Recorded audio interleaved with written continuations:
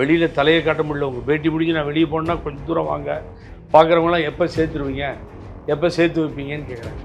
இதை நான் பழனிசாமியை சொல்கிறேன். பழனிசாமி திரும்பி வர மாதிரி தெரியல. ஒருத்தர் முன் வர மாட்டேங்கிறாங்க, ஏமாத்துறாங்க. இந்த பயணத்தில் 2 வருஷம் நான் ஓபிஎஸ் அண்ணனோட வீணாக போச்சு. இந்த தொண்டர்கள்லாம் முட்டாள்கள்னு நினைக்கிறாங்க. ரொம்ப வேதனையில் இருக்கீங்களோ? வேதனைப்பட்டு பேசுகிற மாதிரி இருக்கு. சின்னமன்ற சசிகலா அப்பப்போ வராங்க, நான் சேர்த்து வைக்கிறேன், ஆட்சி வந்துடும் 2026 இதெல்லாம் சொல்கிறாங்க. எதுக்காக என்ன முயற்சி எடுத்துருக்காங்க? உட்கட்சியில் இருக்க 2ஆம் கட்ட தலைவர்களே சொல்லி கொடுத்து கெலடாவ் பண்ணுறாங்க. எடுத்துக்கோங்க, நீங்கள் இப்போ உங்களுக்கு ஒரு பிரேக்கிங் கொடுத்துருக்கேன். இல்லை, அதிமுகக்குள்ள ஏதாவது இப்படி ஒரு களங்கத்தை ஏற்படுத்தணும்னு நீங்கள் இதெல்லாம் சொல்கிறீங்கன்னு சொல்லிடுவாங்க. ஆதாரம் தான் பேசலாம்ல சார்? பேர் சொல்ல மாட்டேன். சொன்னேன்னா இன்னும் 2-3 இடத்துல கெலடா நடக்கும், அது நின்றுடும். வேட்பாளர்களை தேட வேண்டிய சூழ்நிலை வரும் தினேஷ். ரொம்ப அண்டர் எஸ்டிமேட் பண்ணுறீங்களா அதிமுக? அது இது ஏடிஎம்கே சரிவு மாத்திரம் இல்லை தினேஷ். அந்த 20% ஓட்டில் 10% ஓட்டு விஜய்க்கு வரும். விஜய் வருகை, நீங்கள்லாம் இவ்வளோ ஆதங்கமாக இருக்கிறது, இதெல்லாம் ஏதாவது களத்தில் மாற்றத்தை ஏற்படுத்தும்? இது 72க்கு பின்னாடி நான் பார்க்குறேன். எம்ஜிஆர் அவர்களுக்கு பின்னாடி. ஆமாம், தலைவர் எம்ஜிஆரோட கம்பேர் பண்ணுறீங்களே நீங்கள். உங்களுக்குலாம் விஜய் மேலே ஒரு சாஃப்ட் கார்னர்.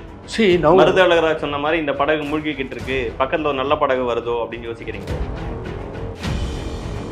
திராவிட இயக்கங்களை சார்ந்து அதை ஆதரித்து தான் என்னுடைய முழக்கம் இருக்குமே தவிர அதிலிருந்து எந்த காலத்திலும் நான் மாற மாட்டேன். விஜய் அவர்களோட இயக்கத்தை திராவிட இயக்கம் நினைக்கிறீங்களா? இந்த தந்தை பெரியார் கட்டோடு போய் வச்சு ரொம்ப மகிழ்ச்சியாக இருந்தேன்.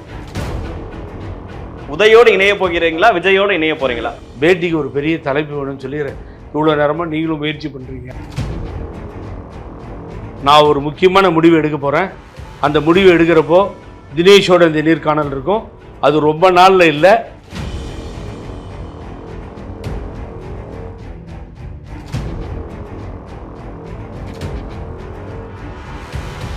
வணக்கம், இது தி டிபேட். நான் தினேஷ். சிறப்பு நேர்காணலில் இன்று நம்மோடு இணைந்திருப்பவர் அண்ணா திராவிட முன்னேற்ற கழகத்தின் ஒருங்கிணைப்பு குழுவின் திருமிகு புகழேந்தி அவர். சார் வணக்கம்.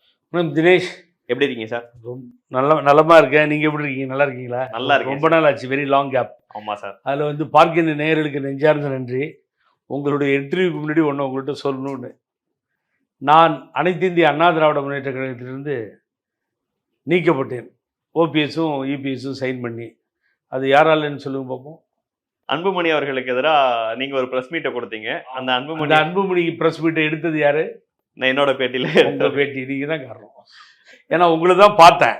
அதை பார்த்துட்டு தான் நான் ஃப்ளைட் ஏறும்பொழுது இன்ஃபார்ம் பண்ணேன். ப்ரெஸ் வந்துச்சு. அப்புறம் சென்னை ஏர்போர்ட்டில் அதை பற்றி நான் பேசினேன். இது ஒரு சின்ன, நாங்கள் இல்லைன்னா ஒரு 15 சீட்டு வந்திருக்காதுன்னாரு அன்புமணி ராமதாஸ். அது உங்களுக்கு தெரியும் அந்த விஷயம். அதிமுக வெற்றிக்கே பாமக காரணம். ஒரு 15-20 சீட்டு கூட எங்கள் அலைன்ஸ் இல்லைன்னு சொல்லி சொன்னார். எவ்வளோ பெரிய கட்சி இவ்வளோ ரொம்ப மோசமாக பேசுகிறாரு, ஓபிஎஸை பற்றி தப்பாக பேசுனார், அவர் லீடரே கிடையாது அப்படின்னு. ஏன்னா என்றைக்குமே நான் தினேஷை மறுக்கிறது இல்லை, மறக்கிறது இல்லை, அதுக்காக பேசிட்டு இருக்கிறேன். நீங்கள் அந்த பேசின சூழல் அதற்கு பிறகு ஒரு கிட்டத்தட்ட 2 ஆண்டுகள் ஆயிடுச்சு. கட்சியிலேருந்து நீக்கம், மறுபடியும் அந்த கட்சியை இணைப்பதற்காக பல போராட்டம், இப்போ ஒருங்கிணைப்பு குழுன்னு பல்வேறு விஷயங்களை பண்ணிட்டு இருக்கீங்க. ஏதாவது பலன் அளிக்குதுன்னு நினைக்கிறீங்களா? ஒருங்கிணைப்பு குழு 3 பேர் இணைஞ்சிருக்கோம், நாங்கள் கட்சியவே ஓபிஎஸ் அணி, இபிஎஸ் அணியை சசிகலா உள்ள கொண்டு வந்து கட்சியவே இணைச்சு ஒரு ஸ்ட்ராங்கான அதிமுக மறுபடியும் கொண்டு வந்துருவோங்கிற பர்செப்ஷன் எல்லாம் ஃபர்ஸ்ட் நாளே 3 பேர் சேர்ந்து பிரஸ் மீட்லாம் வச்சிங்க. ஏதாவது ஒரு சின்ன ஒரு அங்குலம் நகர்ந்துச்சுன்னு நினைக்கிறேன். மீட் வச்சோம். அப்புறம் அசோகாவில் ஒரு மீட்டிங் போட்டோம். அதுக்கு பின்னாடி பல சிட்டிகளுக்கு, மதுரை, கோவை, இப்படி பல இடத்துக்கெல்லாம் போயிட்டு வந்தேன். பட் என்னென்ன பிரச்சனை உங்கள்கிட்ட தினேஷ்கிட்ட சொல்லணுன்னா, ரொம்ப மனசுக்கு வருத்தமாக இருக்குது. என்னென்னு கேட்டிங்கன்னா, நீங்கள் கேட்ட கேள்விகள் எதுவுமே வெற்றி பெறுமான்ற ஒரு ஐயப்பாடு வந்துருச்சு. ஏன்னு கேட்டிங்கன்னா, ஒருத்தர் முன் வர மாட்டேன்றாங்க, ஏமாத்துறாங்க. ஒருத்தரும் நீங்கள் சொல்கிறது தலைவர்களா, தொண்டர்களா? எடப்பாடி பழனிசாமி மொத்தமாக இறங்கி வரல. ஒரு சமயம் அவர் இறங்கி வந்தால் மீதி பேர் ஈஸியாக வர்றதுக்கு வழி காணலாம் ஆச்சுங்களா. அது உள்ளே போக முடியல. அவர் போனார்னா எல்லோரும் வந்துடுவாங்க, சரியாக போகும்னு நினைக்கிறோம். பட் மற்றவங்களும் உதாரணத்துக்கு வெளியே வராங்க. சின்னமன்ற சசிகலா அப்பப்போ வராங்க, நான் சேர்த்து வைக்கிறேன், ஆட்சி வந்துடும் 2026 எம்ஜிஆர் ஆட்சி, அம்மா ஆட்சிலாம் வரணும், இனிமேல் தான் ஆட்டத்தை பார்க்க போகிறீங்க, இனிமேல் தான் என் ஆட்டத்தை பார்க்க போகிறீங்க, முதல்ல என்ட்ரி ரீஎன்ட்ரி இதெல்லாம் சொல்கிறாங்க. எதுக்காக என்ன முயற்சி எடுத்திருக்காங்க? ஒருங்கிணைப்பு குழுன்னு நாங்களாவது பண்ணுறோமா, நீங்கள் வாங்கன்னு சொல்லி லெட்டர் எழுதணும். முதல்ல இவங்களாவது எல்லாத்தையும் கூப்பிட்டுக்கிட்டு ஓபிஎஸ் வாங்கன்னு. பழைய ஆள் தானே ஓபிஎஸ், அங்கே இருந்தவர் தானே, எல்லோரும் காலில் விழுந்தவங்க தானே, தப்பு என்ன இருக்குது, வாட் இஸ் த ராங்? அதனால் எல்லாருமே ஒட்டுமொத்தமாக நின்னாங்க. அவர் பிரிஞ்சு நின்னார் அப்போது ஓபிஎஸ். Right, okay. அதனால் அவர் கூப்பிட்டா ஒரு மரியாதைக்குரிய ஒரு தலைவர் அவர் வந்துடுவார். அப்படியாவது ஒன்றா சேர்ப்பாங்களான்னு பார்த்தா அதுக்கும் வரமாட்டேறாங்க தினேஷ். அந்த உண்மையை நம்ம சொல்லணும் இல்லை. ஏன்னா உங்கள் குழு இப்போ வேலை பார்க்குதா இல்லையா? இந்த குழு வேலை பார்த்துட்டு தான் இருக்குது, முயற்சி பண்ணிட்டு தான் இருக்கோம். அதுக்கு பின்னாடி தொண்டர்களை சேர்க்கணும், அடிமட்டத்தில் ஃபீல்டுக்கு போயிடணும்னு முடிவு பண்ணிட்டோம். எனக்கு என்னவோ இது சரியாக வருமானம். ஏன்னா தொண்டர்கள் பொதுமக்கள் வெளியில் தலையை காட்ட முடியல. உங்கள் பேட்டி முடிஞ்சு நான் வெளியே போனேன்னா கொஞ்சம் தூரம் வாங்க, பார்க்குறவங்களாம் எப்போ சேர்த்துருவீங்க, எப்போ சேர்த்து வைப்பீங்கன்னு கேட்குறாங்க. திமுககாரங்க கேட்குறாங்க, பெரிய பெரிய லீடர்ஸு சேர்ந்துருவானே அப்படிங்கிறாங்க. பட் அதில் இருக்க நம்பிக்கைகள் நாளடைவில் எனக்கு ஹோப்பாக இல்லை. எல்லாரையும் இணைக்கிற அளவுக்கு ஒரு சக்தி வாய்ந்த புள்ளியாக இந்த மூவர் இல்லையோ? இல்லை, சக்தி வாய்ந்த புள்ளி வந்தாலும் சரி, புள்ளி இல்லாமல் போனாலும் சரி, கரும்புள்ளி வந்தாலும் சரி, செம்புள்ளி வந்தாலும் சரி, ஒரு வேலைக்கு ஆகாது. ஏன்னு கேட்டிங்கன்னா நாய்வால் நிமித்த முடியாது. உங்களுக்கு ஓப்பனாக நான் சொல்கிறேன். இதை நான் பழனிசாமியை சொல்கிறேன். பழனிசாமி திருந்தி வர மாதிரி தெரியல. பாருங்க, எல்லா இடத்துலையும் கலாட்டா ஸ்டார்ட் ஆகிடுச்சு. இல்லை, அன்னைக்கு நீங்கள் வந்து அவர் ப்ரெஸ் மீட்டில் இந்த கேள்வியை கேட்டு 3 பேர் இப்படி குழு அமைச்சிருக்காங்க ஒருங்கிணைப்புக்குன்னு கேட்கும்போது அவர் வந்து ரொம்ப கொஞ்சம் கீழ்த்தரமாக இறங்கி ரோட்டில் போகிறவங்க அமைக்கிறதுக்கெல்லாம் பதில் சொல்லணுமா அப்படின்னு கேட்டார். நீங்கள் ரொம்ப கோவப்பட்டீங்க. ஆனால் இன்னைக்கு எதுவுமே நடக்கலை அப்படின்னா அப்போ அவர் என்ன அவர் சொன்னது? அது எங்கே அது மாதிரிலாம் நடந்துருமோ, சேர வேண்டிய சூழ்நிலை வருமோ, அதுக்கோசரம் இவங்க ஒரு ஃபார்மேஷன் பண்ணுறாங்கன்னு தெரிஞ்சுதான் அந்த வார்த்தையை ரோட்டில் போகிறவங்கன்னு விட்டார். நான் நடந்து வந்த பாதையை திரும்பி பார்த்தேன். அதில் புரட்சி தலைவி அம்மாவுக்காக 11 ஆண்டு காலம் வழக்கு மன்றத்துக்கு அலைஞ்சேன் பெங்களூரில். புரட்சி தலைவி அம்மாவுக்கும் சரி, இந்த சின்னம்மாவுக்கும் சரி, அவங்களோட இருந்த இளவரசின்ற சொல்லக்கூடிய திருமதி இளவரசிக்கும் சரி, அப்புறம் மிஸ்டர் சுதாகருக்கும் சரி, 4 பேருக்கும் நாங்கள் தான் பிணையெல்லாம் கொடுத்தோம். நான் அம்மாவுக்கு என்னோடய ஒய்ஃப் கொடுத்தாங்க. அப்புறம் mister Rajendran, mister Raju, mister லட்சுமதினு எல்லாம் கொடுத்தோம். பெங்களூரில் சொத்துக்கள்லாம் கொடுத்தோம். எல்லாம் நடந்து எல்லாம் நாடறியும் இதெல்லாம். ஸோ நாங்கள் வந்து தெருவில் போகிறவங்க அப்படின்னு அவர் சொல்கிறாரு எங்களை. ஏன்னா தெருவில் போகிறவங்க மாதிரி தெரியுது கொடுக்குது. அம்மாவுக்கு பிணை கொடுத்ததுக்கு பேர் தெருவில் போகிறவங்கன்ட்டு. அதே மாதிரி ஜேசிடி பிரபாகரன் இந்த கட்சியில் முன்னாள் எம்எல்ஏ, அந்த கேசி பழனிசாமி முன்னாள் எம்பி, இவங்கெல்லாம் தெருவில் போகிறவங்களா அவருக்கு தெரிகிறாங்க. ஆனால் தெருவுக்கு போய் தான் ஓட்டு கேட்கணும் தினேஷ். தெருவுக்கு போய் தான் உங்கள் கொள்கைகளை சொல்லணும் தினேஷ். நீங்கள் தெருவுக்கு போய் தான் கோட்பாடுகளை சொல்லணும். என்ன செய்ய போகிறீங்கன்னு தெருவில் போய் தான் சொல்லணும். தெருவில் தான் மக்களை சந்திக்கணும். தெருக்களில் வந்து நிற்கின்ற மக்களும் நடமாடுகின்ற மக்களும் தான் நம் எஜமானர்கள், ஓட்டர்கள். ஆகவே அவங்க தான் தேர்ந்தெடுப்பாங்க. அதனால் அவர் சொல்லியிருக்கார் தெருக்களில். எடப்பாடி பழனிசாமிக்கு மேபி உங்களுடைய இந்த அணுகுமுறை இல்லை உங்களுடைய எதிர்கால திட்டம், கட்சியை இணைக்கணுங்கிற பிளான் இதெல்லாம் பிடிக்காம இருந்திருக்கலாம். இல்லை அவர் கட்சியே பிளவுபடலன்னு நினைக்கலாம். அது அவருடைய பார்ட். இன்னொரு பக்கத்துல பிரிஞ்சிருக்கக்கூடிய முக்கிய தலைவர்களா பாக்குறவங்க எல்லாமாவது அப்ப அவங்க கூட வரணும்ல. அதுவும் நடக்கலன்னா அப்ப இல்ல இல்ல இல்ல இல்ல இல்ல அது நீங்க அந்த அந்த கோணத்துல அந்த கூட்டு தவறானது. நாங்க வந்து இல்ல இல்ல இல்ல இப்போ ஒரு தஞ்சாவூர் எடுங்க, கஜேந்திரன், அந்த ஆனந்த், இப்படி கோயம்புத்தூர் போங்க, ஏகப்பட்ட பேரை நாங்கள் வச்சுருக்கோம், ரெடியாக கையில் வச்சுருக்கோம். அது ஓப்பனாக சொல்லிடுறேன் நான். ஆகவே எங்களுடைய பர்செப்ஷன் சொன்னீங்க நீங்கள், எங்களுடைய எண்ணங்கள் கனவுகள்லாம் இந்த பொதுக்குழு உறுப்பினரோ இந்த முன்னாள் அமைச்சர்களெல்லாம் கிடையாது. நீங்கள் அடித்தட்டில் இருக்க தொண்டர்கள் அவங்க என்ன நினைக்கிறாங்கன்றது எனக்கு தெரியும், எங்களுக்கு புரியும். அது அவங்ககிட்ட தான் ரீச் ஆக போகிறோம். அடுத்த கட்டமே இறங்க போகிறோம் களத்தில். அது எப்படின்ற வேடிக்கையை பாருங்க, பெரிய தலைவலியாகும். இந்த ஒருங்கிணைப்பு குழு ஆரம்பிச்சு கிட்டத்தட்ட 2-3 மாதங்கள் ஆயிடுச்சுல்ல சார்? இல்லை இல்லை, ஒரு 6-7 மாதம், 1 வருஷம் கிட்ட போகும். அவ்வளோ ஒரு வருஷமா என்ன அதோட முன்னேற்றம்? ஃபோன் போட்டாச்சு, லெட்டர் எழுதியாச்சு, பல பேரை வச்சு பேசியாச்சு. கூப்பிடுறேன்னு மாத்திரம் சின்னம்மா மாத்திரம் சொன்னாங்க கூப்பிடுறேன்னு சொல்லி. அதுக்கு பின்னாடி எல்லாரோடையும் உட்காந்து நீங்கள் போய் அவங்கள நேராக சந்திக்க முடியும்ல சார்? அது மாதிரி 3-4 தடவை என்னை சந்திச்சாங்க. நான் தேதியே சொல்ல முடியும். அதாவது சர்வசாதாரண அவர்கள் உங்களை சந்திச்சாங்க. ஆமா, இப்போ இல்ல, இந்த ஒருங்கிணைப்பு குழுக்கு முன்னாடி ஜனவரி 17 தலைவர் பிறந்த நாள், ஜனவரி 24 தலைவர் இறந்த நாள், அம்மா பிறந்த நாள், ஒவ்வொரு நாள் டி நகர்ல கூப்பிட்டு வச்சு 1 மணி நேரம் என்கிட்ட பேசுறாங்க. நான் தான் ஐடியாஸ்லாம் கொடுக்குறேன், இப்படி பண்ணலாமா போகலாமான்னு சொல்றேன். இந்த ஃபேக்ஷனை ஓபிஎஸ் ஸ்டார்ட் பண்றதுக்கு முன்னாடி அதையெல்லாம் ஒரு 3-4 தடவை ஆச்சு. தஞ்சாவூர்ல போய் யாரையும் உள்ள வராதங்கன்னு சொல்லி அவங்களும், ஏன்னா அவ்வளவு முன்னாடியே பார்த்தவங்க ஏன் ஒருங்கிணைப்புக்குள்ள அமைச்சதுக்கு அப்புறம் பார்க்க மாட்டாங்க? அதுதான் உங்களை நான் அங்கே தான் நான் பாயிண்ட் அவுட் பண்ணுறேன். அதுக்கு பின்னாடி தான் அவங்களுக்கே இதில் விருப்பம் இல்லை. நீங்கள் கேட்குற கேள்வி கூட நியாயமாக இருக்கலாம்ல தினேஷ்? ஏன்னா நீங்கள் கேட்குற கேள்வி நல்ல கேள்வி. ஒருங்கிணைக்கலாம் எல்லாரும் அந்த முயற்சியில் ஈடுபட்டு நாங்கள் போகிறப்போ எங்களை சேர்க்கலைன்னு சொன்னால் அதில் அவங்களுக்கு ஒரு விருப்பம் இருக்கோ இல்லையோங்கிற ஒரு ஐயப்பாடு எழுது இல்லைங்களா? தஞ்சாவூரில் கூப்பிட்டு வச்சு பேசுகிறாங்க. அப்போ அவருடைய சொந்தங்கள் முக்கியமான ஒருத்தரோட வெளியில் இருக்க சொல்லுங்கன்றாங்க. நான் இந்த ஓபிஎஸ் இந்த அணி என்னென்ன பண்ணிச்சோ அத்தனை ஐடியாவும் நான் உங்களுக்கு கொடுத்துருக்கேன். பட் நான் என்ன சொல்கிறேன், எனக்கு ரொம்ப வேதனையாக இருக்கிறது, இந்த பயணத்தில் 2 வருஷம் நான் ஓபிஎஸ் அண்ணனோட வீணாக போச்சு. அவர் நான் இன்னும் மரியாதையை தான் பார்க்குறேன். ஆனால் இவங்களை வேண்டி கேட்டுக்கிறேன், இந்த தொண்டர்கள்லாம் முட்டாள்கள்னு நினைக்கிறாங்களா தினேஷ்? நம்ம ஒருத்தனை அயோக்கியன்னு சொல்கிறோம், துரோகின்னு சொல்கிறோம், அந்த கட்சியை முடிக்கிறதுக்காக வந்த ஆள் அப்படின்னு சொல்லி நம்ம சொல்கிறோம், ஹிட்லர்னு சொல்கிறோம். அப்போ நம்ம எவ்வளவு ஜாக்கிரதையாக இருக்கணும்? அதோ அந்த பறவைன்ற மாதிரி அதோ அந்த தேர்தல் கண்ணுக்கு தெரியுது. இன்னும் 1.5 வருஷம் எப்படி போகும்னு தெரியாது உங்களுக்கு. 1 வருஷம் தான். அவ்வளோதான், கரெக்டாக சொன்னீங்க நீங்கள், எக்ஸ்பீரியன்ஸாக 1 வருஷம் தான், 6 மாதம் போயிடும் எலெக்ஷனில். அப்போ அந்த எலெக்ஷன் எனக்கு தெரியுது. அப்போ நான் கேட்குறேன், ஓபிஎஸ் அண்ணன் யாரை நிறுத்த போகிறாரு? எவ்வளவு சொன்னியும் பிஜேபி சீட்டு தரேன்னு சொல்லியும் ஒதுக்கிட்டு ஒரு 3 பேர் எம்எல்ஏ சேர்ந்து நீங்கள் உட்லண்ட்ஸில் உட்காந்து பேசி முடிச்சுட்டு, வேண்டாம் போகாதே போகாதே போகாதே என் கனவான்னு ஒரு பாட்டு வரும், அது மாதிரி போகாதே போகாதே என் தலைவான்னு சொல்லியும் கேட்காம ராமநாதபுரத்தில் போய் தோத்துட்டு வந்துட்டார். வாழ்க்கையில் தோல்வியே கிடையாதுங்க அவருக்கு. First time தோக்குறாரு. தோத்துருவீங்க தெரியும் எனக்கு. ஒரு கணக்கெலாம் போட்டு கொடுத்தேன், அவரை போய் கேளுங்க வேணாம். 1 லட்சம் ஓட்டு டிஃப்ரெண்ட் இருக்குன்னா இதை சரி பண்ணுறது ரொம்ப கஷ்டமாக இருக்கும்னு சொன்னாங்க. வாங்கி பாக்கெட்டில் வச்சு ஒரு என்கிட்ட பேசிட்டு போனார். இவ்வளவு துல்லியமாக நம்ம தேர்தலை பற்றி சொல்கிறோம். ஏன் உங்களை போய் நீங்களே பலிகடா பண்ணிக்கிறீங்க? ஏன் இந்த பிஜேபிக்காரங்களை நம்பி அங்கே உள்ளே போகிறீங்க? நயினார் நாகேந்திரன் ட்ரை பண்ணி தோத்துட்டு தானே வெளியில் வராரு. அவரோட பெரிய லீடர் நீங்கள். நாங்கள் என்ன நினச்சோம், ஆதரவாளர்கள் எல்லாம் எல்லா டிஸ்ட்ரிக்டும் போய் என்னோட ஸ்பீச் எல்லாம் லைவ் போயிருக்கு, அவரோட ஸ்பீச்சும் போயிருக்கு. அதை எடுத்து போட்டு பார்த்தீங்கன்னா ஆடி போயிடுங்க தினேஷ். வருங்கால முதல்வர்னு சொன்னோம். இதே தான் தினகரனுக்கு அழுதோம் ஒரு காலத்தில், இவருக்கு சொன்னோம். ஏன் அம்மாவால் முதலமைச்சர் ஆக்கப்பட்டவருங்கிறத எல்லா இடத்துலையும் சொன்னோம். அதையெல்லாம் சொல்லி அண்ணன் வழி நடத்துவார்னு சொன்னோம். அமைகின்ற கூட்டணிக்கு ஓபிஎஸ் தான் தலைமை தாங்குவார்னு சொன்னோம். ஒரு வேதனையில் இருக்கீங்களோ? வேதனைப்பட்டு பேசுகிற மாதிரி இருக்கு. ஆமாம், கரெக்டு. என்ன போய் ஒரு மகிழ்ச்சியாக இல்லையா தினேஷ்? ஏன்னா அந்த தொண்டர்கள் எவ்வளோ வேதனையில் இருப்பாங்களோ அந்த மாதிரி வேதனை தானே எனக்கும் இருக்கும். சொல்லுங்க பார்ப்போம், இருக்குமா? ஓபிஎஸ் ஆதரவாளர் இருந்த மருது அழகராஜ் சமீபத்தில் நமக்கு ஒரு பேட்டி கொடுக்குறாரு. அவர்கிட்ட விஜய் அவர்களுடைய வருகை பற்றி அவர் அவ்வளோ புகழ்ந்து பேசுகிறாரு. ஒருத்தர் புதுசாக வரும்போது நம்ம ஆதரிக்கணுங்கிறாரு.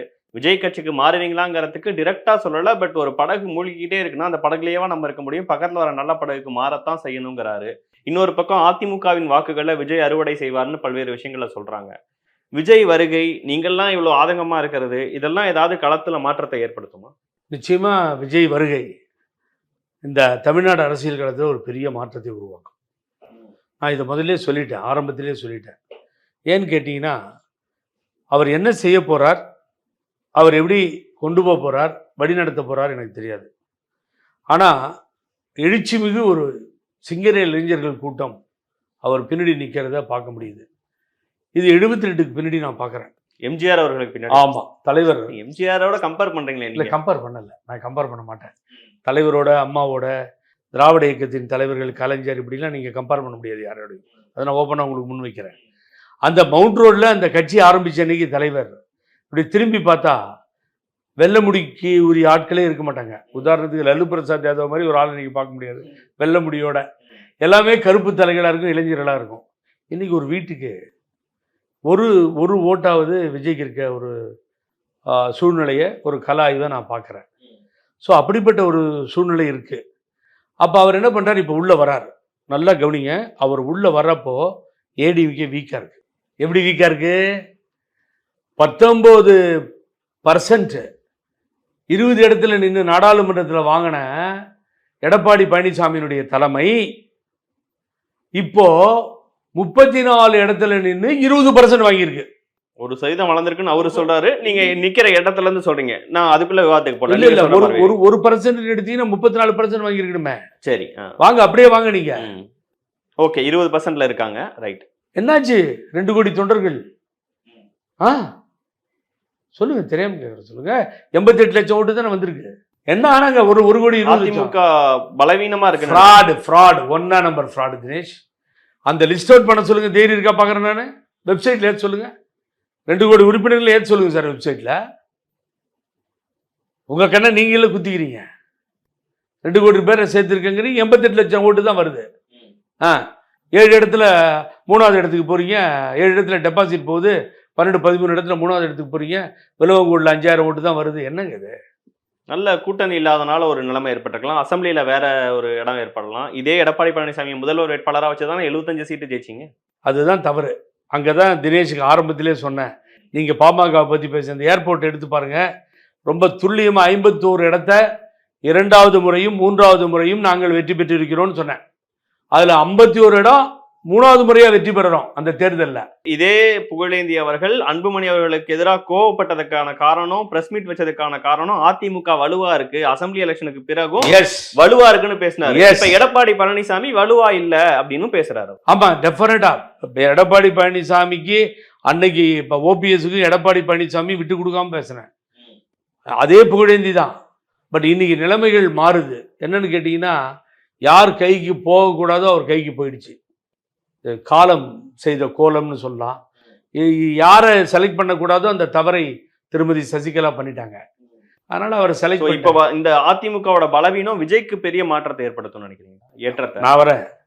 20% ஓட்டுன்னு சொல்றாருல, எங்கேருந்து 20% ஓட்டு? 40-45% குறைஞ்சி 30 ஆகி இப்போ வந்து 20%க்கு வந்துருச்சு. 1% ஜாஸ்தி வாங்கிட்டேன்னு உடற. ஒன்றும் தெரியாது தினேஷ். தெரிஞ்சால் தானே நீங்கள் பேச. அந்த சப்ஜெக்டை தொடர்றதுக்கு முன்னாடி எவ்வளோ இடத்துல நின்னோம், இப்போ எவ்வளோ இடத்துல நின்னோம் அப்படின்னு தெரியணும். திருப்பி அப்படின்னு பேசுகிற ஆள் தமிழை திருப்பின்னு சொல்ல வராமல் திருப்பி பேசுகிறவர்கிட்ட நீங்கள் என்ன போய் பேசுவீங்க? கால்குலேஷன் கிடையாது. அவர் என்ன பேசுகிறன்ற ஐடியாலாம் அவருக்கு கிடையவே கிடையாது. மதுரையில் வளர்னாரா? இந்த பக்கம் ஓடு ஊதுறாரு. யார்? ஜெயக்குமார். கூட்டணியே கிடையாது பாரதிய ஜனதா கட்சியோடு. அவர் பொண்ணைய இன்னும் ஜோராக ஓதுறாரு. தமிழுக்கு எதிராக இருக்கின்ற பாரதிய ஜனதா கட்சி. யார்? பொன்னையின் டைலாகு. தமிழுக்கு எதிராக, தமிழ் மொழிக்கு எதிராக, தமிழ் தலைவர்களுக்கு எதிராக அந்த பேச்சுக்கே இடமில்லை. யார்? பொன்னையா சொன்னது. அப்புறம் மறந்துடுவார், விட்டுருங்க. அவர் ஒரு பக்கம், சிவி சண்முகம் ஒரு பக்கம். அந்த பக்கம் தஞ்சாவூருக்கு போன பழனிசாமி, எங்களது கொள்கையை யார் ஏற்றுக்கொள்கிறார்களோ, ஒத்து வருகிறார்களோ அவர்களோடு நாங்கள் ஒத்து போக தயார். ஐயா, பிஜேபியோட போவீங்களா? அதாங்க சொல்லிட்டு இருக்கேன். புரிஞ்சிக்கவே மாட்டேங்கிறீங்க. எங்கள் கொள்கை யார் ஒத்து போவாங்களோ அவங்களோட போவாங்க. அப்போ இல்லைன்னு தானே சொல்லியிருக்கணும் நீ பதில். நீ ஒன்று சொல்கிற, அவங்க ஒன்று சொல்கிறாங்க. வேலுமணி கூட்டணி இருந்தால் 15 இடத்துல ஜெயிச்சிருக்கும் பாரதிய ஜனதா கட்சியோட அதிமுகன்னு வேலுமணி சொல்கிறாரு. அதனுடைய எதிரொலி தான் தகராறு தினேஷ். எல்லா மண்டபத்திலையும் கலாட்டா நடக்குது. கலாய்வு கூட்டங்களில் தகராறு நடக்கிறது காரணம் உட்கட்சி ஜனநாயகம்ங்கிறாரு ஆர்பி உதயகுமார். உட்கட்சி ஜனநாயகம் கிடையாது.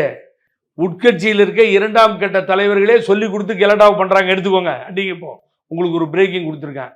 உள்கட்சியில் இருக்க தலைவர்கள் வராதுக்கு முன்னாடியே ஃபோன் பண்ணி கலாட்டா பண்ணுங்க. உட்கட்சியில் இருக்க தலைவர்கள்னா நீங்க யாரை குறிப்பிடுறீங்க? அடுத்தது பழனிசாமிக்கு அடுத்த இடத்துல இருக்காங்கல்ல. பழனிசாமிக்கு அடுத்த இடத்துல இருக்கிறதுனா யாரை குறிப்பிடுறீங்க? நான் இப்போ சொல்ல மாட்டேன், பேர் சொல்ல மாட்டேன். சொன்னா இன்னும் 2-3 இடத்துல கலாட்டா நடக்கும். அது நின்றுடும். வேலுமணி, தங்கமணி, திண்டுக்கல் ஸ்ரீனிவாசன், நத்தம் விஸ்வநாதன், செல்லூர் ராஜு, செங்கோட்டையன் இவர்கள் எல்லாரும் ஒன்னா சேர்ந்தாலும் தங்கமணி சேர மாட்டார் அந்த லிஸ்ட்ல. அவரை வந்து எடப்பாடி பழனிசாமிக்கு லாயலா தான் இருப்பார்.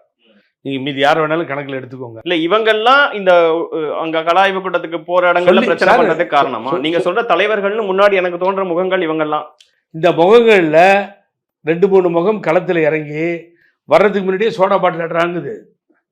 இல்லைன்னா ஹெல்மெட்டை உள்ள எடுத்துட்டு போய் அதிமுகக்குள்ள ஏதாவது இப்படி ஒரு களங்கத்தை ஏற்படுத்தணும்னு நீங்க இதெல்லாம் சொல்றீங்கன்னு சொல்லிடுவாங்க. ஆதாரம் தான் பேசலாம்ல சார். இல்ல ஆதாரம் இருக்கு. ஆதாரத்தை வச்சு தானே பேசிட்டு இருக்கோம். கெலடா பண்ணுன்னு சொல்றதே இவங்க தானே. ஏன் சார் ஒரு மேடையில் ஏறி நின்று நான் இப்போ 20 ஸ்வீட்டு 100 கோடி கேட்குறான்னு எங்கேயாவது கேள்விப்பட்டிருக்கீங்களா சார்? அது தெரியுமா? அது கிரிமினல் குற்றம். அது பெரிய குற்றச்சாட்டு. அது சர்வசாதாரணமாக பேசுகிறாரு. 100 கோடி கேட்குறான் எங்கிட்ட வந்து. ரணவேதனை எடப்பாடி பழனிசாமிக்கு. என்ன உங்கள் அப்பா வீட்டில் இருந்து எடுக்கிறீங்க ரணவேதனை? உங்களுக்கு அல்ல குறையாம வரும். என்ன ப்ராக்டிக்கலி போயிட்டு இருக்கோ அதை கொஞ்சம் ஓப்பனாக பேசிட்டாரு திண்டுக்கல் ஸ்ரீனிவாசன். ப்ராக்டிக்கலாக பேசுகிறேன். அது பாராட்டுறது சார். அவர் அண்ணன் சீனிவாசன், எங்கள் அண்ணன் அப்படி தான் பேசுவார். அது மாத்திரமா சொல்லியிருக்காரு. அப்பெல்லாம் 5 ரூபா 10 ரூபா வாங்கிட்டு பூத்து வேலை பண்ணோம். மாயத்தேவர் 73 ஜெயிச்சப்ப இவர் பூத் ஏஜென்டா இருந்து சாதாரண ஆளா இருந்தார். அப்போ டீலாம் வாங்கி கொடுப்பாங்க 10-15 ரூபான்றாரு. இப்போ இன்னைக்கு வந்து உங்களுக்கு வந்து அதெல்லாம் இன்னைக்கு ஏன் வருது மீட்டிங்கில்? அப்போ தூண்டி விடுற வேலை தானே இது. அப்போ இப்போ வந்தால் பூத்துக்கு 1 லட்சம் கேட்குறான். 2 காசு இல்லாமல் அதிமுகக்காரன் வேலையே செய்ய மாட்டேங்கிறான்னு கட்சிக்காரனை கூலிக்காரன்னு சொல்கிறது ஓப்பனாக பேசுகிறதா?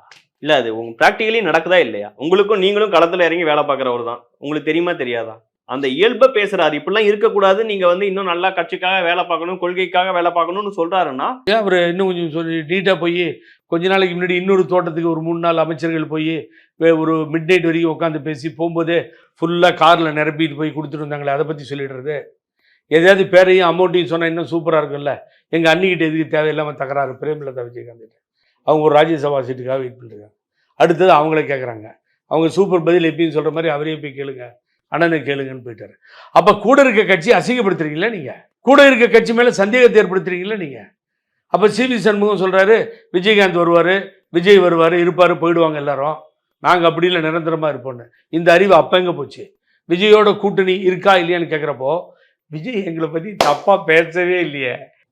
புசி ஆனந்த் சொல்கிறார் அதிமுகவோட எங்களுக்கு கூட்டணி கிடையாது, தவறான பாதை கொண்டு செய்தி ஒண்ணு வந்திருக்கு. அந்த செய்தி தவறான நாங்க சார் நான் கேட்குறேன் கேள்வி அவர்கிட்ட மிஸ்டர் புசி ஆனந்த். விஜய் கட்சி ஆரம்பிச்சு அவர் முதலமைச்சராக வரணும்னு பார்ப்பாரா, எடப்பாடி பழனிசாமி முதலமைச்சராக வரணும்னு பார்ப்பாரா? யாரை வீழ்த்தணும்னு நினைக்கிறாங்களோ அந்த வீழ்த்தணும்னு நினைக்கிறவங்களுக்கு எதிராக எல்லாரும் சேர்றதுக்கு கூட வாய்ப்பு இருக்கு. எல்லாருக்கும் அப்படியே கூட நீங்க சேர்றதா வச்சுக்கோங்க. நான் கேட்ட கேள்வியை டைவர்ட் பண்ணக்கூடாது தினேஷ். விஜய் வந்து முதலமைச்சர் ஆகிறதுக்கு வருவாரா? முதல்வர் ஆகிறது தான் அவரோட எண்ணமா இருக்கும். ஒரு கட்சி ஆரம்பிக்கிற எல்லாருக்கும் அதான் எண்ணமா கனவா இருக்கும். அந்த கனவுல மண்ணை போடுற மாதிரி 10 தோல்விக்கு சொந்தக்காரரான பழனிசாமி போய் அவர் தலைமையை ஏற்றுக்கிட்டு இவர் தான் முதலமைச்சர் சொன்னா அவரும் சேர்ந்து காலியிட மாட்டாரா? அவ்வளோ போதாதா? நாளெல்லாம் தமிழ் தேசியம் தேசியம் தேசியம் திராவிடம் ஒரு 2 மணி நேரம் உங்களுக்கு எனக்கு டிபேட் எடுத்தீங்கன்னா அது ஆச்சா? அதை சொல்லி தான் 55 வருஷமா ஓட்டிகிட்டு இருக்கோம். தந்தை பெரியார் இல்லாமல் இந்த மண்ணில் ஒன்றுமே இல்லை. தேசியம்னா இங்கே வாழுது. தேசியம்தான் இங்கே கொண்டு வந்து நம்மளை நிறுத்தி அசிங்கம் பண்ணி குலக்கல்வி திட்டம், படிக்கிறது இவ்வளோ படித்தா போதும், இந்த தேசியம்தான் ஹிந்தியை கொண்டு வந்து திணிச்சது, உயிர் நீத்தம், அதை வேணாம் அந்த ஸ்டோரி ஒழிக்கிட்டோம் அப்படி சொல்லிகிட்டே ஒருத்தர் தினம் விஜயை திட்டிக்கிட்டே இருந்தார். கடைசியில் விஜய் அவருக்கு பிறந்தநாள் வாழ்த்துக்கள் சொல்லி அவர் க்ளோஸ் பண்ணிட்டார். என்னுடைய அன்பு சகோதரருக்கு பிறந்தநாள் வாழ்த்துக்கள் ஒரே லைனில் முடிஞ்சு போச்சு. எல்லாமே கத்தனதெல்லாம் வீணாக போச்சு. ஸோ ஏதோ ஒன்றை கரெக்டாக பின்னாடி இருந்து ஒரு செட்டப் கரெக்டாக அவர் இயக்குதா விஜய் அவர்கள் ஒரு சினிமாவில் ஹீரோவை இயக்குற மாதிரி இயக்குதான்றது எனக்கு ஒரு அதில் ஒரு சந்தேகம் உண்டு. அப்படி உங்களுக்கு எல்லாம் விஜய் மேல ஒரு சாஃப்ட் கார்னர் மருதழகராஜ் சொன்ன மாதிரி இந்த படகு மூழ்கிக்கிட்டு இருக்கு, பக்கத்துல ஒரு நல்ல படகு வருதோ அப்படின்னு யோசிக்கிறீங்களோ? கப்பல் முழுகுதுன்னு சொல்லுவாங்க. மருதழகராஜ் படகு அளவுக்கு போயிட்டார் அவரு.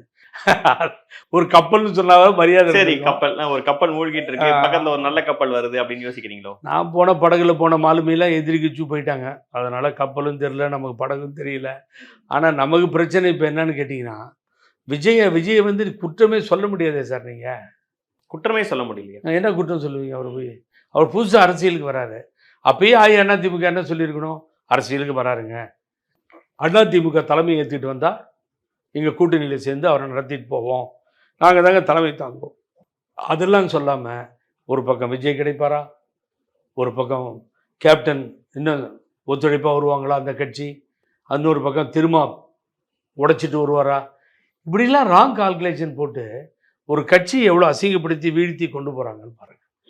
ஆகவே அங்கே இருக்க பக்கத்தில் இருக்க 2ஆம் கட்ட தலைவர்கள் தான் இந்த தகராறுகள்லாம் காரணம். எஸ்பி வேலுமணி உதாரணத்துக்கு சொல்கிறேன். உதாரணத்துக்கு மதுரையில் 1000 நடந்தாலும் செல்லூர் ராஜு, உதயகுமார், அப்புறம் இன்னொரு யார் இருக்காரு, உதயகுமார், செல்லூர் ராஜு, அவர் பழைய மேயர் ராஜன் செல்லப்பா ஃப்ரெண்டு, 3 பேருக்கும் ஒத்து வராது. 3 பேரும் சேர்ந்தே பல நிகழ்ச்சிகளை நடத்திருக்காங்க. சும்மா அப்படி நிற்பாங்க, அவ்வளோதான். போகும்போது அவன் இவனை திட்டுவாங்க, சர்வசாதாரண நடக்க போகிறான். இதெல்லாம் சர்வசாதாரணம் நடக்கிறது தான். ஆகவே அப்படிப்பட்ட களத்தில் இங்கே இருந்த 2ஆம் கட்ட தலைவர்கள் சொல்லிடுவாங்க, உள்ளார அடிக்க சொல்லு, கரெக்டாக பண்ணு, வர்றதை பார்த்துக்கணும். அது இல்லாமலே சார் அது யாருக்கு பலன் அளிக்கும்? எதுக்கு கட்சி நம்ம கட்சியில் இப்படி ஒரு சண்டை நடக்குதுன்னு வெளியே காமிக்க வேண்டிய அவசியம் என்ன? இந்த பழனிசாமி என்கின்ற தலைவர் தகுதியற்றவர் அப்படிங்கிறத நேருக்கு நேர் சொல்ல முடியல. பணபலம், படைபலம், இது ரெண்டும் இந்த பாண்டட் லேபர்ஸ் மாதிரி கொத்தடிமைகளை வச்சிருக்காரு. சொல்ல முடியாத நிலைமை. ஆகவே வேற வழி இல்லாமல் தூண்டி விட்டாலும் இதை பார்ப்போம். ஆனால் தூண்டி விட்டாலும் அங்கே தொண்டர்கள் ஏன் செய்கிறான்னு கேட்டீங்கன்னா அவனும் வெறுத்து போயிருக்கான். இந்த தோல்வியே தொடரும், நான் ஜெயிக்க முடியாது, நாளைக்கு எலெக்ஷனில் ஒன்றும் பண்ண முடியாது. இப்போது டிசம்பரில் கவுன்சில் எலெக்ஷன் வரப்போகுது, நகராட்சி கூட எலெக்ஷன் வந்துடும் தினேஷ். நிறைய இடத்துல நகராட்சி முடியுது, பதவிகள் வரும். வரப்போ என்ன பண்ணுவீங்க நீங்கள்? மறுபடியும் பேரூராட்சியில் 0, நகராட்சியில் 0, மாநகராட்சியில் 0, போச்சு நாடாளுமன்றம் 0, இப்படி தான் ரிசல்ட் வரும். அப்போ அவன் அது அது எதுக்காக எதிர்பார்த்து நிற்கிறாங்களோ அந்த நிர்வாகிகளும் தொண்டர்களும் என்ன பண்ணுவாங்க? வேட்பாளர்களை தேட வேண்டிய சூழ்நிலை வரும் தினேஷ். வேட்பாளர்கள் யாரும் ரொம்ப ரொம்ப அண்டர் எஸ்டிமேட் பண்றீங்களா அதிமுக? இல்லைங்க, போச்சு வேட்பாளரை தேடுற சூழலுக்கு அதிமுக வரும்னு சொல்றது வந்து எவ்வளவு ஒரு அண்டர் எஸ்டிமேட் சார். விளையாட்டு வேட்பாளர்களை தேடுகின்ற சூழ்நிலை வந்து விட்டது. நீங்க நாடாளுமன்றத்திலே பாத்தீங்கன்னா புது புது வேட்பாளர்களை களத்தில் இறக்கி விட்டாங்க. காரணம் தெரியுமா? நீங்க நான் சொல்லட்டுமா? செலவு பண்றவனா பிடிச்சிட்டு வான்றாரு பழனிசாமி. அப்ப இரண்டாம் கட்ட தலைவர்கள் புரோக்கர் வேலை பார்க்கறான். பல பேருக்கு சீட்டு கொடுக்கல. அன்வர் ராஜா மாதிரி கூட்டு போய் சேர்த்துட்டு சீட்டு கொடுக்குறேன்னு ஏமாத்திட்டாங்களா அன்வர் ராஜாவை? வேணுகோபால் கொடுத்தாங்களா? ஐஏஎஸ் ஓட்டு வாங்கினார் ஒரு காலத்தில், அதிமுகவுடைய எதிர்கட்சி தலைவர் நாடாளுமன்றத்தில். அவர் கொடுத்தாங்களா? அப்படின்னு லைனாக சொல்லிட்டே போவேன். ஏன் யார் யாரையும் கூட்டு சீட் கொடுத்தீங்க? இப்போ அதே நிலைமை தானே வரும். வர்றவங்க காசு கேட்பாங்க. பழைய ஆளுங்க காசு இல்லை என்கிட்ட கொடுங்க, நான் யாராவது காசு செலவு பண்ணுற ஆளை போய் பிடிச்சிட்டு வாங்கப்பான்னு சொல்லுவீங்க. ஈரோட்டில் ஒருத்தர் ஹையஸ்ட் அசட்ஸை காமிச்சாருன்னு தேர்தல் ஆணையத்தில் போட்டு பதிவு பண்ணாருன்னு எல்லாம் பண்ணீங்கல்ல, அவர் என்ன கதியானாரு? ஆற்றல் அசோக்குமார். எனக்கு பேர் மறந்துடுச்சு, கரெக்டாக சொல்லிட்டீங்க நீங்கள். அது இது ஏடிஎம்கே சரிவு மாத்திரம் இல்லை தினேஷ். அந்த 20% ஓட்டில் 10% ஓட்டு விஜய்க்கு போயிடும். ஸோ ஓட்டு பிரியும் போது திமுக எளிமையாக வெற்றி பெற்றுங்கிறீங்க. ஆமாம், விஜய் பிரிப்பார். இந்த பக்கம் ஏடிஎம்கே ஓட்டை அவர் எடுத்துக்குவார். ஏடிஎம்கே 3வது இடத்துக்கு எடப்பாடி பழனிசாமி தலைமையில் போகும். நடக்க போகிறது உங்கள்கிட்ட சொல்லிட்டேன் நான். போகும். அந்த நிலைமை வர்றப்போ டிஎம்கேக்கு அது வந்து ப்ளஸ் பாயிண்ட் தானே, மேலே ஏறுறதுக்கு வசதியாக இருக்கும்ல. இப்போ உங்களை மாதிரி அதிமுகவில் நீண்ட நெடுங்காலமா பயணிச்சவங்க என்ன பண்ண போறீங்க? தோற்கும் தெரியக்கூடிய அந்த இடத்துல இருக்க போறீங்களா? நீங்கள் பெரிய குழப்பத்தில் மனசுக்கு ரொம்ப கஷ்டமா? ஏன்னு கேட்டிங்கன்னா தினேஷ், எவ்வளோ எதிர்ப்புகளை நேரடியாக பார்த்த தலைவர்கள். தந்தை பெரியாரை எவ்வளோ மோசமாக இந்த சமுதாயம் திட்டியிருக்கும். ஜாதி இல்லை, கடவுள் இல்லை, அதெல்லாம் சொல்கிறப்போ எத்தனை வருஷத்துக்கு முன்னாடி எங்கள் அப்பா கலப்பு திருமணம் 6 முறை மொழி போராட்டத்துக்கு ஜெயிலுக்கு போனார். எவ்வளவு கொடுமைகளை இந்த தாழ்ந்த கிடந்த மக்களுக்காக குரல் கொடுத்த பொழுது அவர் மீது எத்தனை எதிர்ப்பு குரல் பாய்ந்திருக்கும் நினச்சி பாருங்கள். அதுக்கு பிறகு பேரறிஞர் அண்ணா தந்தை பெரியாரின் கொள்கையை நம்ம கொண்டு வந்து அரசு மூலியமாக செயல்படுத்தணும்னு வந்தார். துணையாக நின்றவர் புரட்சி தலைவர் எம்ஜிஆர். ஒரு திராவிட இயக்கம். அதனால தான் அப்படிலாம் கஷ்டப்பட்டதால தான் 55 வருஷம் மாறி மாறி கலைஞரும் நம்மளும் ஆண்டோம். அம்மா தலைவர் இப்படி போச்சு இது. ஆனால் இப்போ என்ன பிரச்சனை ஆகிட்டு இருக்குன்னு கேட்டிங்கன்னா, இது நம்ம ரொம்ப அதாவதுங்க, இந்த கொலையாக பண்ணிட்டார் ஓபிஎஸ். சசிகலா என்ன யாராவது சுட்டாங்களா வெளியில் வந்து? நான் கேட்குறேன். அவங்க பண்ண தப்பு ஒன்று முதலமைச்சராக பண்ணது, இவர் பண்ண தப்பு இந்த கட்சியில் ஒன்று முதலமைச்சராக வேட்பாளராக அறிவிச்சது. எல்லாம் உனக்கு ஒத்து தானே போனாங்க. என்ன பெரிய எதிர்ப்பு இங்கே? இதெல்லாம் பேசிட்டீங்க, அதுக்கு எந்த விதமான முன்னேற்றமும் இல்லையே. வரமாட்டேன்றாரு. வராதவர் வச்சுட்டு என்ன பண்ணுவீங்க நீங்க? அவர் நீங்க என்ன பண்ண போறீங்கிறேன். இல்ல பாப்பா, அங்கங்கேயும் கெலடா நடக்குது. நாங்க இப்போ தீவிரமாவே தொண்டர்கள்ட்ட போகணும். எப்படி இதை சரி பண்றது? அதிமுக வாக்குகள் சிதறடிக்கப்படாமல் அந்த வாக்குகளை புரட்சி தலைவர் எம்ஜிஆரும் அம்மாவும் இந்த நிலைநிறுத்தி இந்த மாபெரும் இயக்கத்தை, வெற்றிகளை பரிணாம வளர்ச்சியில் குவித்த இயக்கத்தை எப்படி சரிபார்ப்பது, சரி கட்டுவது, எப்படி கொண்டு போகிறதுன்னு அந்த ஆழ்ந்த யோசனையில் இருந்துட்டுருக்கோம். நீங்கள் என்ன கேட்க போகிறீங்கன்னா, நீங்கள் ஜம்ப் ஆகுறீங்களா? படகுலேருந்து குதிக்க போகிறீங்களா? கப்பல்லேருந்து குதிக்க போகிறீங்களான்றீங்க. இல்லை, யோசனையில் இருக்கீங்க. 1 வருஷமா இறங்கி வேலை பார்க்க ஆரம்பிச்சிட்டிங்க. அதற்கு எந்த பலனும் கிடையாது. 2 வருஷமா கட்சியை விட்டு நீக்கி ஓபிஎஸ் அவர்களோட ஆதரவாளராக இருந்துட்டீங்க. இப்போ ஓபிஎஸ் அவர்களையும் அந்த அளவுக்கு வெளிவர மாட்டாரேன்னு நினைக்கிறீங்க. இப்போ அதிமுக தான் உங்களுடைய, நீங்க ஜெயலலிதா அவர்களுக்கே கையெழுத்து போட்டது, பிணை கொடுத்ததுன்னு பல்வேறு விஷயங்களை பண்ணவங்க. இப்போ எனக்கு அந்த சந்தேகம் வராது இயல்பு தானே. இவரு தோக்குங்கிறாரு, 10% வாக்குகளை இழப்போங்கிறாரு. அப்படி இருக்க சூழல்ல அடுத்து என்ன பண்ண போறாரு? இதே தினேஷ் என்ன கொஞ்ச நாளைக்கு முன்னாடி நீங்க டிவிலாம் இருக்கும்போது, சேனல்ல இருக்கும்போது கேட்டீங்க, வேற கட்சிக்கு போறீங்களான்னு கேட்டீங்க. உங்களுக்கு ஞாபகம் இருக்குன்னு நினைக்கிறேன். நீங்க எடுத்த மாதிரி நம்ம எடுத்த செயல்பாடுகளை செயல்படாமல் போயிடுமோ? நம்முடைய குறிக்கோள் என்ன, நாளங்களில் வந்த அந்த உத்தேசம், கோட்பாடு, இதெல்லாம் என்ன ஆகும்னு ஒரு குழப்பமான சூழ்நிலை நிலவுகிறது. எதையுமே நிச்சயமாக நீங்கள் பாராட்டுகிற மாதிரி தான் அந்த முடிவு இருக்கும். ஆனால் அந்த முடிவை நான் வந்து உங்களுக்கு மறைமுகமாகவோ நேராகவோ சொல்லணும்னா, திராவிட இயக்கங்களை சார்ந்து அதை ஆதரித்து தான் என்னுடைய முழக்கம் இருக்குமே தவிர, அதிலிருந்து எந்த காலத்திலும் நான் மாற மாட்டேன். ஆகவே வந்து தேசிய நீரோட்டம் இல்லாமல் பேரறிஞர் பெருந்தகை அண்ணா காட்டிய வழிதான் எங்களது வழியாக. விஜய் அவர்களோட இயக்கத்தை திராவிட இயக்கம் நினைக்கிறீங்களா? அதனால தான் அவர் அதை வச்சாரு. இந்த தந்தை பெரியார் கட்டோடு போய் வச்சார். ரொம்ப மகிழ்ச்சியாக இருந்தது எனக்கு. அங்கே கொண்டு போய் வேற யாரையும் வைக்கலையே. என்னுடைய அம்பேத்கர் இந்த மாதிரி இல்லை, அதான் சொல்கிறேன். அம்பேத்கர் தாழ்த்தப்பட்ட மக்களுக்கு பெரியார், அப்படிதான் அஞ்சலை வச்சாங்க. அம்மாள், வேலு நாச்சியார் எல்லாருமே தமிழர். வேலு நாச்சியார் வரலாறு போட்டுதலுக்குரியது. அந்த அம்மையார் அப்படிதான் நீங்க சொன்னது. அது மாதிரி தான் வச்சார் அவர். அதெல்லாம் வந்து அந்த துவக்கம் நல்லா இருக்கு. நான் இப்படி வரேங்க, ஒரு திராவிட எல்லாத்தையும் ரொம்ப கிளாரிட்டியா டப்பு டப்புன்னு அடிக்கக்கூடியவர். ஏதோ சரியா நான் உங்களுக்கு சரியா என்ன பண்ண போறாருங்க இல்ல இல்ல சரி. குழப்பத்தோட இருக்க இதுல மாதிரி இருக்கு. இதுல இதுல அடி எங்க விடும்னா, மகாராஷ்டிரா. ஒரே நிமிஷம் சொல்லிடுறேன். முகலாயர்கள் ஆண்ட பூமி மராட்டியம். அதற்கு பின்னால் பிரிந்திருந்தது. அந்த முகலாயர்கள்லாம் தனித்தனியா இருந்தாங்க, எக்கச்சக்கமா இருந்தாங்க. அந்த முகலாயர்கள் பின்னால் இந்த சத்ரபதி சிவாஜி எல்லாவற்றையும் ஒருங்கிணைத்தார். அங்கதான் சிவாஜி நின்னார். சிவாஜி யாருன்னு தான் தெரியல இங்க தமிழ்நாட்டுக்கு. அது பரவாயில்ல, நான் சொல்ற ஒரு சரித்திரம் தானே சொல்றேன். அப்ப குஜராத்தும் மராட்டியாவும் ஒன்னா இருந்தது, மகாராஷ்டிராவும். அந்த மக்கள் மண் மீதும் கொண்ட மொழி மீதும் மராட்டியம் என்கின்ற வீரமான சொல் மீதும் மிகவும் மதிப்பும் மரியாதையும் கொண்டவர்கள். அதற்கு பின்னால் காங்கிரஸை வைத்துக்கொண்டு காங்கிரஸிலே தொடர்ந்திருந்த சரத்பவார் மாபெரும் தலைவர், பால் தாக்கரே மாபெரும் தலைவர். இன்னைக்கு என்னாச்சு மகாராஷ்டிராவில் சொல்லுங்க பாப்ப. நீங்க குஜராத் பிரிஞ்ச பின்னாடி குஜராத் வாழ்கிறது, மராட்டியம் தேய்கிறதுன்னு கூட சொல்லி பார்த்துட்டாங்க. ஆனா பிஜேபி ஃபுல் சோர்சஸ்ல வந்துருச்சு. குஜராத்லயும் ஜெயிக்கிறாங்க, மகாராஷ்டிரையும் ஜெயிக்கிறாங்க. அதான் சொல்றேன் நான். குஜராத் பர்மனண்டா கையில வச்சுட்டாங்க அவங்க. அப்ப பின்னாடி ஷிண்டே கத்தியில குத்திட்டு மோசம் செய்து எடப்பாடி பழனிசாமி மாதிரி வந்த ஷிண்டேவுக்கே இப்ப பின்னாடி முதுகுல குத்து விழுது. எந்த ஆயுதத்தை கையில எடுத்தாரோ அதுல அழியிறாரு அவரு. 37 வயசுல சீஃப் மினிஸ்டரான சரத் பவார் தோத்து போறாரு, முடியல அந்த கட்சி. அப்ப பால் தாக்கரே கட்சி ரெண்டா உடைஞ்சி சீட்டுகள் அதிகமா வந்தா கூட நிலை குலைஞ்சு போய் நிக்குது. பிஜேபிக்கு பயங்கரமான ஒரு பெரிய வரலாற்றுல இல்லாத ஒரு வெற்றி கிடைக்குது. நல்லா கவனிங்க, நான் எங்க வரேன். நீங்க எதுக்குமே சரியா பதில் சொல்ல மாட்டேன்னு சொன்னீங்களா? அதுக்காக சொல்லிட்டு எதுவுமே சொல்லல. இல்ல யுவர் கரெக்ட் 100%. நீங்க சொன்னது நான் அக்செப்ட் பண்ணிக்கிறேன். அந்த ஒரு புள்ளியில அப்ப அதிமுக இதே நிலைமைக்கு கொண்டு கீழே தள்ளி பிஜேபி வரணும்னு நினைக்குது. பாரதிய ஜனதா கட்சி இந்த நாட்டை ஆள வேண்டும், நாங்கள் தான் முதலமைச்சர்னு சொல்லி ஓபிசி வச்சுக்கிட்டு சரி, இபிஎஸ் இருக்கும்போதும் சரி சொல்லியிருக்காரா இல்லையா? சொல்லிட்டே தான் இருக்காங்க. அண்ணாமலை சொல்றாரா இல்லையா? அவங்க கட்சி தானே, அவங்க வரணும்னு சொல்றதுல என்ன தப்பு? அவங்க முதலமைச்சர் ஆகணும்னு என்ன சொல்றது தப்பு? ஆகவே இடி கேஸ், இன்கம் டாக்ஸுக்கு பாதிக்கப்பட்டவங்களா எல்லாத்தையும் எப்படி வளைச்சு கீழே போட்டு மெரிக்கணும்னு தெரியும் அவங்களுக்கு.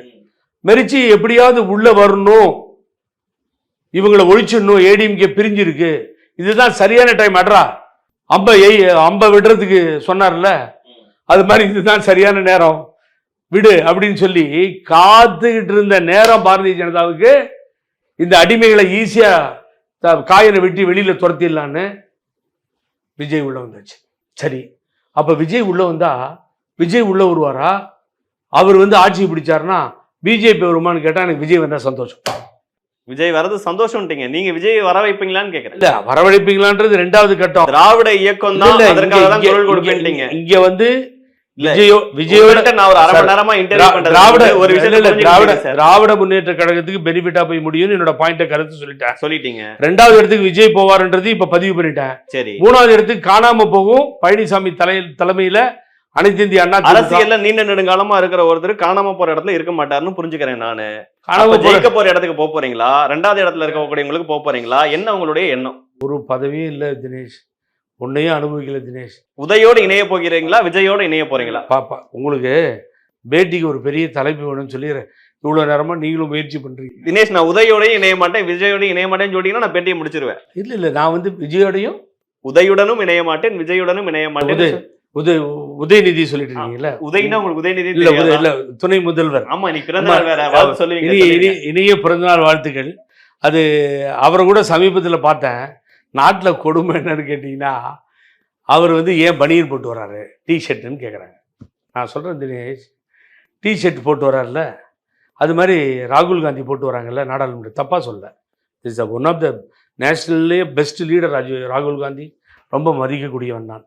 அவர் போட்டு வர்றாரு.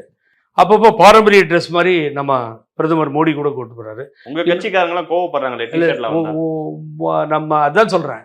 இன்னொரு அமைச்சர் மெகாவல் அவர் தொப்பி போட்டு வர்றாரு சென்ட்ரல்ல. இதெல்லாம் காலங்காலமா அவங்க பாரம்பரிய ட்ரெஸ் எல்லாம் போட்டு வராங்க. நான் ஒரு ஜெயக்குமார் பதில் சொல்றாரு, ரொம்ப சூப்பரா. அரசு பதவியில் இருக்கவங்க டிஷர்ட் போட்டு வரலாமா? முதல்ல இவனுங்களுக்கு பெரிய பிரச்சனை. இப்போ நான் ஒரு கேள்வி கேட்குறேன். ஜெயக்குமாரையும் இந்த கோபப்படுறாங்கன்னு சொன்னீங்கல்ல, எந்த ஜட்டி போட்டு வரலான்னு கேட்கலாமா உதயநிதியை? டிஷர்ட் இது போடணும்னு சொல்லிட்டா போடக்கூடாது, ஷர்ட்டு போடணும். இந்த நிக்கர் இந்த ஜட்டி தான் உதயநிதி போடணும்னு நீ சொல்ல முடியுமா? சொல்லிடுங்க அதையும். உதயநிதி அவர்கள் சட்டமன்றத்துக்கு வரும்பொழுது பச்சை கலர் நிக்கர் போட்டு கொண்டு வர வேண்டும் சொல்லுங்கடா. டே தலையும் கிடையாது, ஒன்றும் கிடையாது.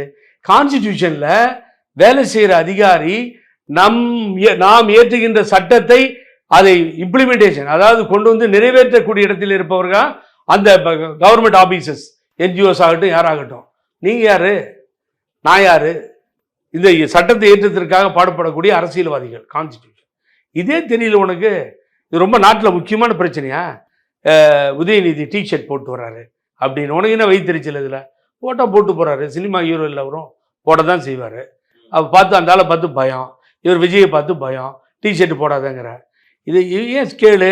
தண்ணி நிற்குது மெட்ராஸ் சிட்டியில், நாங்கள் 1000 கோடி அடித்தோம்ல டி நகரில் ஸ்மார்ட் சிட்டி ஸ்கீமில், அது ஆக்ஷன் எடுக்காமல் இருக்காங்க, நீங்களும் சரியாக பண்ணாமல் இருக்கீங்கன்னு. அது மாதிரி திமுக மேலே சொல்லு, ஊழல் புகார் இருந்தால் சொல்லு. இதுக்கெல்லாம் சரி தைரியம் இல்லை தினேஷ். எதையோ பேசி இந்த கட்சியை நாசம் பண்ணிட்டு இருக்காங்க. ஆகவே என்ன பொறுத்த நேரம் ஆனாலும் சொல்ல மாட்டீங்க, உதயா விஜயா என் திட்டம் என்ன அப்படிங்கிற ஒரு வார்த்தையில சொல்லிட்டீங்கன்னா நீங்க சொன்ன மாதிரி தலைப்புன்னு கூட வச்சுக்கோங்களேன். ஜனங்கிட்ட நம்ம வாக்குறுதி கொடுத்துட்டோம், இந்த இணைப்புக்கு பாடுபடுவோம், ஏதாவது பண்ணுவோம்னு சொல்லி.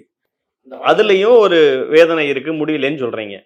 ரொம்ப கஷ்டமா இருக்குங்க. அதுதான் கேட்கிறேன். அதனாலதான் ஏதாவது சார் 10 நிமிஷத்து வேலை தினேஷ், 10 நிமிஷம் நம்ம யூடியூப். நான் இப்படி புரிஞ்சுக்கிறேன். அப்ப நான் இன்னும் அதிமுகவை ஒருங்கிணைக்கிறதுக்கு போராடுவேன், அதுக்கு ஒரு ஏதோ ஒரு கால வரையறை வரைக்கும் வச்சிருக்கேன், அதுவும் முடியலைன்னா அதற்கு பிறகு வேற ஏதாவது என்ன பண்றதுன்னு யோசிப்பேன், அப்படி புரிஞ்சுக்கணுமா? அதுக்கு அதில் நான் ஃபெயிலியரை முடியலன்ற நிலைமை வர்றப்போ நான் ஒரு முக்கியமான முடிவு எடுக்க போகிறேன்.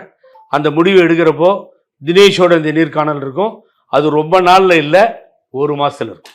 1 மாதம் தான் உங்களுடைய பிளானாக இருக்குது. ஒரு மாதம் முடியும் பொழுது ஒரு முடிவோட புகழேந்தி வெளியில் வருவேன். பாருங்கள் என்ன நடக்குதுன்னு பாருங்கள். அந்த முடிவு தான் அன்றைக்கு என்னை கட்சி விட்டு அன்றைக்கு பழனிசாமிக்கு சொன்னேன், இதனுடைய முடிவு சரியான எதிரியை நீ தேர்ந்தெடுத்திருக்கேன்னு சொல்லி. அடுத்து என்னுடைய முடிவில் தான் உன்னுடைய அரசியல் சாம்ராஜ்யத்துக்கு சமாதி கட்டப்படும். நன்றி சார். என்ன செய்ய போறீங்க? 1 மாதத்திற்கு பிறகு என்ன முடிவு எடுக்க போறீங்க? அதுக்குள்ளேயே கட்சி எல்லாத்தையும் ஒருங்கிணைச்சிருவீங்களா, இல்ல அதற்கு பிறகு வேற ஏதாவது முக்கிய முடிவு எடுக்க போறீங்களா? உதயா விஜயான்னு பல்வேறு விஷயங்களை அடுத்தடுத்த பேட்டிகள்லையும் சொல்லுவீங்கன்னு நினைக்கிறேன். இவ்வளவு நேரம் உங்க நேரத்தையும் கருத்துக்களையும் பகிர்ந்து கொண்டமைக்கு மிக்க நன்றி. மிக்க நன்றி. பார்க்கின்ற நேயர்களுக்கு நெஞ்சார்ந்த நன்றி. எல்லாம் நான் எப்பயும் போல உண்மையை பேசிட்டேன், அதெல்லாம் நான் மறைச்சு வைக்கிறதே இல்லை எதையுமே. ஒரு இடத்துல சொல்ல முடியல கலவரத்தை தூண்டுவது யாருன்னு, அது சட்டப்படி தப்பு, அவங்க பேசுனதும். ஆகவே அதில் சட்ட சிக்கல்லாம் இருக்குது, நான் சொல்கிறேன் உங்களுக்கு அப்புறமா. ரொம்ப நன்றி.